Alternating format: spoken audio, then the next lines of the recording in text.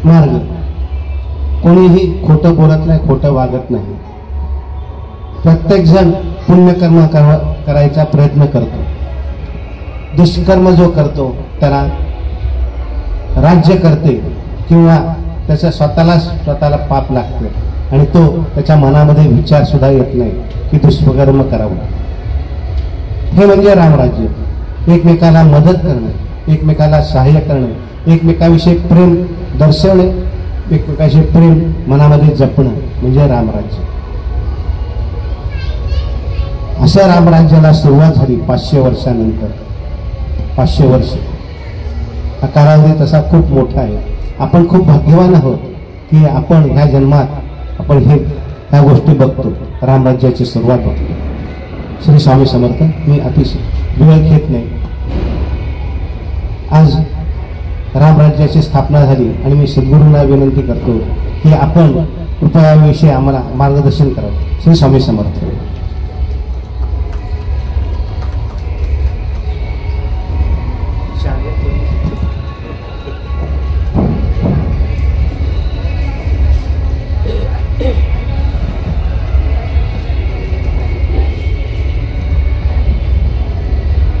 श्री स्वामी समर्थ. आजचा दिवस आपण भारतीय म्हणून, हिंदू म्हणून सर्वांच्या दृष्टीने खूपच भाग्याचं आहे. आणि आता हल्लाळसाहेब जसं म्हणलं की ह्या जन्मात परत एकदा प्रस्थापित झालेलं रामराज्य, परत एकदा प्रस्थापित झालेलं रामलल्लांचं जन्मस्थान. इतके वर्ष काही कारणांमुळे दुर्लक्षित राहिलेलं, ही घटना जवळजवळ 500 वर्ष त्याला लागली परत एकदा यायला. राम मंदिर परत उभं राहिला. कारण काही असो, पण आज आपण भाग्यवान आहोत. आपल्या पिढीला हा सगळा अनुभव परत घेता आला, हा आनंद परत आपल्याला लुटता आला. आजच्या दिवसाचं महत्व आपल्याला समजलं, आपल्या तरुण पिढीला समजलं. आपल्या अगोदरची जी पिढी होती ती तर बाबूजींच्या गीत रामायणामुळं पूर्ण भारलेली अशी पिढी.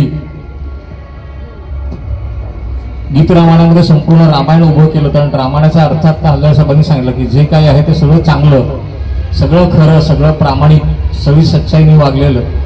जे आपल्या स्वप्नामध्ये जे राज्य असतं, आपल्या स्वप्नामध्ये जी भावना असते ती प्रत्यक्ष त्या काळी घडत होती. असं ते युग, ते भारलेले युग बाबूजींच्या गीत रामायणाने परत एकदा आपल्याला सगळ्यांना ते अनुभवायला मिळालं. आपण अजूनही ते अनुभव घेत आहोत.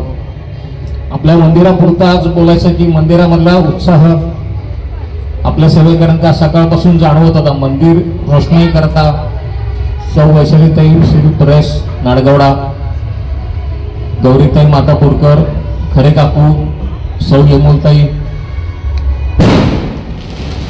आणि सगळ्यात महत्वाचं म्हणजे रात्री 2 वाजता श्री योगेश शिंदे आणि सौ स्नेहल शिंदे यांनी हे सगळं जी सजावट आहे, जे झेंडे लावलेले, ज्या पताका आलं, रात्री 2 वाजता त्यांनी येऊन ते काम केलेलं आहे. कारण दिवसभर शिंदे यांना बाहेर महाप्रसादाची ऑर्डर होती, महाप्रसादाच्या गडबडीत ते होते. पण एवढं सगळं सांभाळून ते इथे आले आणि रात्री 2 वाजता त्यांनी सजावट केली. आम्ही जेव्हा सकाळी येऊन बघितलं तर मंदिर सगळं सजावट केलेली आहे. आणि नंतर उशिरा समजलं की श्री शिंदे इथे येऊन गेले आणि त्यांनी ते केलं सगळं. आजचा संध्याकाळचा प्रसाद वाटप पण बरेच सेविक त्याच्यामध्ये सहभागी आहेत. पण परत एकदा श्री आणि सौ शिंदे यांचा पण सहभाग त्याच्यामध्ये मोठा आहे. तर एकदा सगळ्यांनी जोरदार टाळ्या सगळ्या सेवेकरांच्यासाठी. आकर्षक रांगोळी काढणं, आकर्षक पद्धतीनं दिवे लावणं, दीपोत्सव, ही दुसरी दिवाळी आपण ह्या 2 महिन्यामध्ये साजरी करत आहोत. आणि खूप मनाला आनंद होतोय. जसं वातावरण त्यावेळेचं कसं असेल तसं आता आपण सगळे ते अनुभव घेतो की मग प्रत्यक्ष राम जन्म जेव्हा झाला त्या वातावरण कसं असेल तो अनुभव आता आपण सगळ्यांनी घेतला. संपूर्ण देशभर, संपूर्ण जगभर हा आनंद सगळे घेत आहेत. आणि आता तर मोबाईल किंवा इंटरनेटच्या त्या सोयीमुळे आपण सगळेजण प्रत्यक्ष अयोध्येमध्ये होतो. अर्थात त्यावेळची अयोध्या वेगळी, आत्ताची अयोध्या वेगळी, पण उत्साह तोच आहे, भक्ती तीच आहे, प्रेम तेच आहे. आपल्या मनामध्ये जी रामाची जी एक प्रतिमा आपल्या मनामध्ये आपण जपली, ती हजारो नाही लाखो वर्ष झाली तरी तो प्रत्येक पुढचा आपली जी पुढची पिढी त्यांच्या मनात सुद्धा हीच प्रतिमा असणार आहे त्याच्यात. हा अयोध्या सजायला हे कारण झालं, पण सगळ्यात मूळ कुठे जातं मग परत, की अधर्माचा नाश करण्याकरता भगवंताचा अवतार जो आहे, रामाचा अवतार जो होता, अधर्माचा नाश करण्याकरता तो अवतार झालेला आहे. तो अवतार घ्यायला सुद्धा योग्य वेळ यावी लागते, आणि ती योग्य वेळ येण्याकरता दशरथाशिवाय दुसरं कोणीही नव्हतं. दशरथाला आणि त्याच्या 3 राण्यांना सुद्धा अनेक वर्ष वाट बघायला लागली अयोध्या नगरीला, की पुढचं वारस कोण, त्याच्याकरता खूप त्यांना वाट बघायला लागली. आणि शेवटी त्यांचे ते राजगुरू किंवा इतर बऱ्याच ऋषीमुनींच्या सभेमध्ये असं ठरलं की पुत्रकामेष्टी यज्ञ करावा दशरथाने, आणि त्याचं फळ त्याला नक्कीच मिळेल.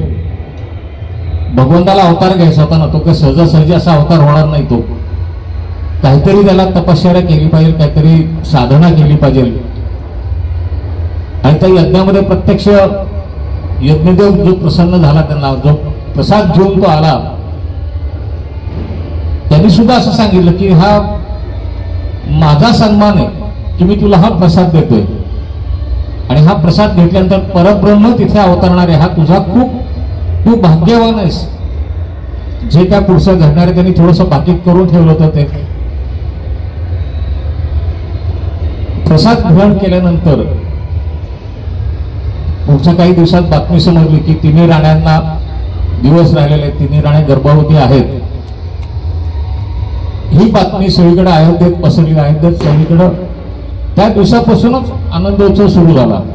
9 महिने वाट कशी बघायची, प्रत्येक जण अयोध्येवासी आता आतुर झाला होता. दशरथाच्या तर आनंदाला काही पारावर नव्हता. पुढचं संपूर्ण रघुकुल त्याच्यामुळे जे चालू पुढे चालणार होतं, संपूर्ण राज्य त्याला तो कारभार त्यांचे ज्याच्या हाती सोपवायचा, ते राजपुत्र येणार होते. राजपुत्र होते तर राजकारणी होत्या, कोणालाच काही माहिती नव्हतं. पण सगळेजण असेच की नाही, आपल्याला राजाला आपल्याला मुलगा हवा, आपल्या राज्याला पुढे वारस हवा, सगळेजण हीच अपेक्षा. बघता बघता हळूहळू 9 महिने भरत आले. चैत्र मास उजाडला. सगळीकडे आता एकच सगळ्यांच्या मनामध्ये, आता कोणता दिवस असेल की कुठला क्षण असेल ज्या क्षणाला आपल्याला राजपुत्र मिळणार आहे, आपल्या बाप जो दरबार आहे, राज दरबार आहे, ती जी राजगादी त्याला वारस मिळणार, तर कोणता क्षण. एक दिवस पुढे चाललेले आहेत. चैत्र महिना उजडल्यानंतर सुद्धा 1, 2, 3 म्हणजे प्रतिपदा द्वितीया झाली, तृतीया झाली, आणि मग तो क्षण उजाडला ज्या दिवसाची अनेक वर्ष सगळे वाट बघत होते. तो दिवस उजाडला. चैत्र शुद्ध नवमी. आणि बाबूजींनी त्या गदिमांनी आधुनिक वाल्मिकी म्हणले की त्यांच्या गीतरामाने फार सुंदर त्यांनी ते वर्णन केलं की चैत्र मास त्यात शुद्ध नवमी ही तिथी, गंधयुक्त तरी उष्ण वात ही किती. चैत्र पक्ष, चैत्र महिना जर का आपण आठवला, कसं असं थोडस उष्णतेला सुरुवात झालेली असते. चैत्र महिन्यातली नवमी तिथे उजाडली, उष्णता वाढलेली आहे त्यावेळेला.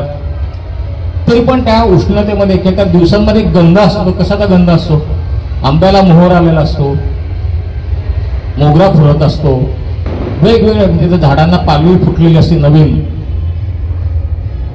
त्यांच्या फुलांचे वास, असे सुगंधी वातावरण सगळं तयार झालेलं असतं त्या महिन्यामध्ये. कैऱ्यांचा वास असेल, आंबट गोड वास, चाफा असतो, अनेक फुलं असतात. हा निसर्ग त्याच्याकडे जे संपत्ती, ही नैसर्गिक संपत्तीची मुक्त असं तो उधळण करत असतो.